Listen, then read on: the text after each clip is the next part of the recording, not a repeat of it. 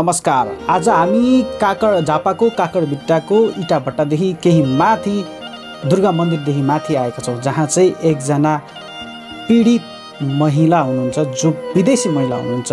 दिन 2 वर्षको इलिगलमा बस्छ। यहाँ एमबीसीमासँग निकाल्नु, कागजपत्र निकाल्नु, यो नागरिकता कोसिस गरेको बनाउनु पर्यो। फेरि त्यो एमबीसीमा निकालेको भएर कागज नट अब्जेक्सन लेटर निकाल्यो, फेरि नागरिकता बनाएको। म त त्यस्तो त लागेको छैन। अब पक्रियो भने एउटा एमबीसीले लान्छु भने यहाँ पठाइदिनु पर्यो। एसपी मेरो सासूआमाले भन्दै थियो, तिमी त जानु, ड्युटीमा जानु आउनु, नानीले लिन जानु पनि गाह्रो छ, अहिले पनि स्कुल पनि फेरि भिजो हुन्छ, स्कुल पनि बिग्रिन्छ, जानु कमाउनु। उहाँ चाहिँ इन्डोनेसियाबाट नेपाल आइपुग्नु भएको छ। उहाँले आफ्नो श्रीमान सम्पर्कविहीन भएपछि मिडिया कहाँ सहयोग माग्न आउनुभएको छ। तसर्थ हामी त्यही ठाउँमा आइसकेका छौँ। हामी उहाँसँग केही कुरा गर्नेछौँ, साथै उहाँको आमासँग पनि कुरा गर्नेछौँ। आखिर उहाँ कहाँ सम्पर्कविहीन हुनुभयो त, कसरी हुनुभयो, त्यस पछाडि हामी के गर्न सक्छौँ, यस कुराकानीमा तपाईँलाई हामी बताउनेछौँ। कृपया अन्तिमसम्म हामीसँग रहनुहोला। स्वागत छ। नमस्ते। हजुरको नाम भन्नु। मेरो नाम आनी। हजुर, तपाईँ इन्डोनेसियादेखि नेपाल आउनुभएको कति साल भइसक्यो, कति वर्ष भयो? 8 वर्ष। 8 वर्ष भइसक्यो। अनि तपाईँको श्रीमान तपाईँसँग कति वर्ष चाहिँ नेपालमा बसेर फेरि चाहिँ विदेश जानुभयो? मेरो श्रीमानसँग बसेको रहेछ कि 4 वर्ष 5 वर्ष लाग्यो। 5 वर्ष जाने आँट्यो गएको। भनेपछि उहाँ आएर तपाईँसँग यहाँ नेपालमा बस्नुभयो 5 वर्ष, फेरि त्यस पछाडि विदेश कमाउनको लागि जानुभयो। फेरि त्यही मलेसिया नै जानुभयो कि? हो, मलेसिया नै जानुभयो। तपाईँहरू जस्तो मलेसियाबाट आउँदाखेरि कस्तो समस्या आइपर्यो तपाईँहरूलाई? यहाँनिर आउँदाखेरि तपाईँसँग त एकजना बच्चा पनि रहेछ, कस्तो समस्या भोग्नु पर्यो नेपाल आइपुग्दाखेरि? समस्या धेरै छ। प्रब्लमहरू कस्तो भोग्नु पर्यो? एम्बेसीहरूले के गर्यो? एमबीसी गयो, केही भएको छैन। यहाँबाट अस्तिको दिन 2 वर्षको इलिगलमा बस्छ। यहाँ एमबीसीमासँग निकाल्नु, कागजपत्र निकाल्नु, यो नागरिकता कोसिस गरेको बनाउनु पर्यो। फेरि त्यो एमबीसीमा निकालेको भएर कागज नट अब्जेक्सन लेटर निकाल्यो, फेरि नागरिकता बनाएको। भनेपछि तपाईँको अहिले नेपाली नागरिकता भइसकेको छ। अब भनेपछि तपाईँले के इन्डोनेसियाको नागरिकता त्याग्नु, त्यहाँको आइडेन्टिटी, त्यहाँको नेसनलिटी त्याग्नु पर्ने भयो कि, अथवा त्यहाँको पनि छ यहाँको पनि छ तपाईँसँग? होइन, म यहाँ नेपाल मात्रै हुन्छ। उताबाट यहाँ क्यान्सल भइसक्यो, काटिसक्यो। ए, उताबाट काटिसक्यो। अनि जस्तो अब तपाईँको छोराको पनि यो भइसक्यो, तपाईँको श्रीमान चाहिँ विदेशमा अहिले सम्पर्कविहीन हुनुहुन्छ होइन? कसरी चाहिँ दिनचर्या चल्दैछ? कसरी सहयोग खानपिनको जुटाउँदै हुनुहुन्छ? काम गर्दै हुनुहुन्छ कि अथवा के गर्दै हुनुहुन्छ? म यहाँ अलि काम गरिदिनुहुन्छ, तर नेपालको काम गर्दैछ। खेतीपाती मात्रै आउँदैन। भनेपछि तपाईँलाई खेतीपाती आउँदैन, यताउति काम पायो भने गर्नुहुन्छ? पहिले गरिराख्नु भएको छ? पहिले गरेको छैन, अहिले भर्खर सुरु। कति लकडाउनको अगाडि त नि काम गर्दैछु। अहिले लकडाउन भएपछि सबै बन्द हुन्छ, काम गर्ने पनि छैन, ड्युटी पनि छैन। घरमा बसेर न सासूमासँग बस्दा हो, सासूमालेसँग हेर्नु, यसैको ताकाउनु, बाछा मारिदिनु, त्यो हो। ए, भने अहिलेसम्म चाहिँ सासूआमाले तपाईँलाई साथ सहयोग दिइराख्नु भएको छ। फेरि ठ्याक्क भनिदिनु त, तपाईँको श्रीमान अहिले सम्पर्कविहीन हुनुभएको कति समय, ठ्याक्क चाहिँ कति भयो? ट्याक्कै कति भयो भने के कन्ट्याक्ट गरेको छैन। हजुर, कन्ट्याक्ट नगरेको चाहिँ कति? 3 महिना हुन आँट्यो। 3 महिना भइसक्यो। के उहाँ भिसामै काम गर्नुहुन्थ्यो कि अथवा इलिगल तरिकाले अवैधानिक रूपले काम गर्नुहुन्थ्यो? इलिगलले काम गर्दैछ। उहाँ चाहिँ इलिगल काम गर्नुहुन्थ्यो। इलिगल गर्दा गर्दै चाहिँ सम्पर्कविहीन हुनुभयो। अनि भनेपछि मलेसियामा त इलिगल काम गर्नेहरूलाई यतिखेर प्रहरीहरूले समाइरहेको छ, पक्रिरहेको छ भन्ने खबर आएको छ। के तपाईँको श्रीमान कतै यसरी कुनै चाहिँ अप्ठ्यारोमा पो पर्नुभएको छ कि, त्यस्तो लागेको छ कि छैन तपाईँलाई? म त त्यस्तो त लागेको छैन। अब पक्रियो भने एउटा एमबीसीले लान्छु भने यहाँ पठाइदिनु पर्यो। हजुर नेपाली एम्बेसीको अलिकति कामहरू अलिकति सुस्त पनि हुनसक्छ अथवा केही अप्ठ्यारो पनि हुनसक्छ होइन। त्यस अवस्थामा अलिकति टाइम पनि लाग्नसक्छ। कतै तपाईँहरू यस अवस्थामा 3 महिना हुँदै तपाईँहरू आत्तिएको जस्तो त लाग्दैन तपाईँहरूलाई? लाग्दैन। भनेपछि श्रीमान सम्पर्कविहीन हुनुको कारण चाहिँ के जस्तो लाग्छ तपाईँलाई? म त मेरो बुढा चाहिँ के हो यस्तै भयो भने कहिले पनि फोन कन्ट्याक्टै गर्दैन।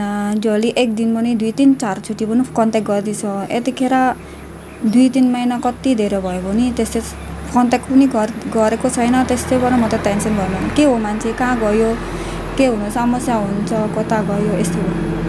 तपाईँलाई के लाग्छ तपाईँको श्रीमानले अब तपाईँहरूलाई छोड्नु नै भएको हो कि अथवा चाहिँ कुनै समस्याले चाहिँ उहाँ अड्किनु भएको हो कि होइन? त्यो कुराहरू चाहिँ तपाईँलाई के लाग्छ? छोड्नु भएको छ त नि साथीले, म त सुनेको छ साथीले भन्दै थियो। म त भाउजूलेसँग छोडिदिन आँटेको अरे त्यसै भनेको दाजुले तपाईँलाई छोड्न लाग्नु भएको? छोड्या होइन, छोड्दैन। जस्तो पुरा मजाले भनौँ जस्तो तपाईँको श्रीमानले चाहिँ उहाँको साथीहरूलाई चाहिँ म अब आइनीलाई छोडिदिन्छु। सूर्यले भनेको भनेको कि भाइले हो त्यही भनेको। उहाँलाई चाहिँ फोन पनि थियो म आइनीलाई छोडिदिन्छु म सम्पर्क गर्दिनँ भनेर भन्नुभएको थियो। यस्तै हो। भनेपछि तपाईँहरूलाई लाग्दैन कि उहाँले चाहिँ कुनै अप्ठ्यारोमा परेको छ भन्ने लाग्दैन, उहाँले चाहिँ छोडेकै भन्ने लाग्छ तपाईँलाई? त्यस्तो लाग्छ। दर्शकबिन अहिले हामीसँग हुनुहुन्छ इन्डोनेसियाबाट नेपाल आउनुभएकी नेपालकी बुहारी भनौँ न, इन्डोनेसियाको चेली नेपालकी बुहारी। उहाँ एकदमै पीडामा हुनुहुन्छ। उहाँको श्रीमानले चाहिँ उहाँलाई लागिरहेछ छोड्नु भएको छ भनेर, त्यसैले मिडिया सामु दुःख पोखेर पीडा पोखेर आफ्नो पीडाहरू बताइरहनु भएको छ। आखिर के हो त भन्ने कुरा हामी कुराकानीमा अगाडि बढाउँदै जानेछौँ। त्यस पछाडि अझ हामी कुरा गर्नेछौँ आखिर खासमा कहाँबाट त्रुटि भएको छ भनेर अगाडि बढ्नेछौँ।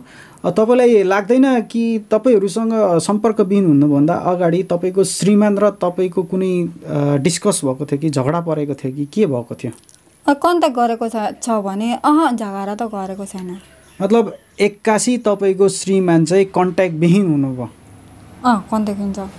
त्यस पछाडि तपाईँलाई कुनै मेसेज पनि गर्नु भएन, कल पनि गर्नु भएन होइन त? अनि त्यस पछाडि अहिलेसम्म तपाईँलाई तपाईँकै सासु आमाबाट चाहिँ तपाईँलाई साथ सहयोग भइरहेको छ।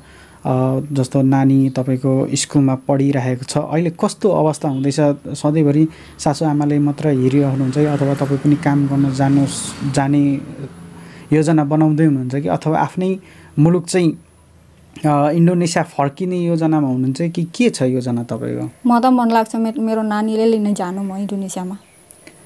भनेपछि तपाईँ चाहिँ आफ्नो नानी लिएर इन्डोनेसिया जान चाहनुहुन्छ? यदि सम्भव भएसम्म तपाईँको श्रीमान चाहिँ सम्पर्क आएसम्म तपाईँ आफ्नो नानीलाई लिएर इन्डोनेसिया जानुहुन्छ। अनि तपाईँले यता चाहिँ गाउँमा तपाईँको सासु आमाहरूसँग चाहिँ अनि तपाईँको जेठाजु मतलब श्रीमानको हस्बेन्डको दाजुहरूसँग यस्तो सल्लाह गर्नुभएको छ म नानी लिएर जान्छु भनेर? सल्लाह गरेको छैन, बात गरे पनि गरेको छैन। सासूमा मात्रैसँग म कुरा गर्दैछु, कहिले पनि सँग पनि कुरा गरेको छैन। भनेपछि तपाईँले जति कुरा मनको पीडाहरू मनको बहहरू सासु आमालाई पोखिसक्नु भएको छ। अनि सासु आमाले चाहिँ के भन्दै हुनुहुन्छ यस विषयमा? यस विषय मेरो सासु आमाले भन्दै थियो तिमी त जानु ड्युटीमा जानु आउनु, नानीलाई लिन जानु पनि गाह्रो छ, अहिले पनि स्कुल पनि फेरि भिजेको हुन्छ, स्कुल पनि बिग्रिन्छ, जानु कमाउनु आउनु हेर्नु त्यसो भन्दैछु। जस्तो अब तपाईँ यहाँ हामीले सुनेअनुसार तपाईँ यस घरको कान्छी बुहारी हुनुहुन्छ। तपाईँहरूलाई के अब आमा उता सासु आमाले अंशबन्धको कुराहरू सम्पत्तिको कुराहरू गर्नुभएको छ कि छैन? तपाईँले सोध्नु भएको छ कि छैन त्यो विषयमा? म सोधेको तर 4.5 लाख अरे सुन्दैछु उयोको मेरो बुढाको नामको अरे, तर कुन ठाउँ काकै ठाउँ गएको के मलाई थाहै छैन। भनेपछि सासु आमाले 4.5 लाख चाहिँ छ तेरो बुढाको, तर कहाँ छ भन्ने कुरा भन्नुभएको छैन तपाईँलाई? भएको पो छैन, कहाँनिर कतानिर थाहै छैन। आदरणीय दर्शक, 4 लाख होइन 4 कठा भन न। ए 4 कट्ठा जग्गा हिसाबमा 4.5 कट्ठा चाहिँ बाँकी छ। हजुर हजुर। सबैलाई 4-4 कट्ठा बाँडिदिएको। भनेपछि तपाईँको श्रीमानसँग तपाईँको श्रीमानको भागमा 4.5 कट्ठा खेती रहेछ। अब तपाईँले चाहिँ अब तपाईँको सासू आमाले चाहिँ कमाउनु गर्नु नानीलाई हेर्नु भन्नुभएको रहेछ होइन त। अब अन्तिममा तपाईँ के भन्न चाहनुहुन्छ तपाईँको श्रीमानलाई चाहिँ अहिले कन्ट्याक्टविहीन हुनुहुन्छ यदि सायद यो भिडियो हेरिराख्नु भएको छ भने तपाईँ आफ्नो श्रीमानलाई नेपाली अथवा तपाईँको इन्डोनेसिया भाषामा उहाँले बुझ्ने गरी के भन्न चाहनुहुन्छ? मलेसिया बोल्न मलेसिया नेपाली जेबाट सक्नुहुन्छ त्योबाट भन्नु न मेरो बुढासँग। हजुर तपाईँको श्रीमानलाई के मेसेज पठाउन चाहनुहुन्छ यस भिडियोबाट? बाबा तपाईँ नआउनु मन लागेको छ, म छोड्ने भएको मन लागेको छ, ल आउनु न दिवसमा चाहियो म नानी लिने जानु, म विदेश पठाउनु मेरो माइतले पठाइदिने। ओके यही कुरा चाहिँ अब तपाईँले फेरि इन्डोनेसिया आफ्नो भाषामा बताउनु होला दर्शकहरूको भ्युवर्सहरूको लागि। तपाईँ एकचोटि इन्डोनेसिया भाषाबाट भनिदिनु त।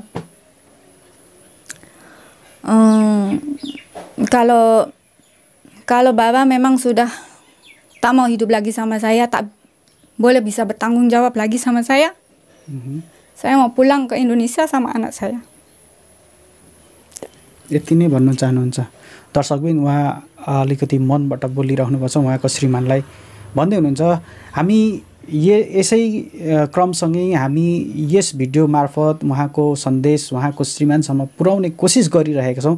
कृपया तपाईँ जहाँ हुनुहुन्छ जस्तो अवस्थामा हुनुहुन्छ कृपया परिवारसँग तपाईँको वाइफ श्रीमती तपाईँको छोराछोरीसँग अनि तपाईँको बुढी आमासँग सम्पर्क गर्नुहोला।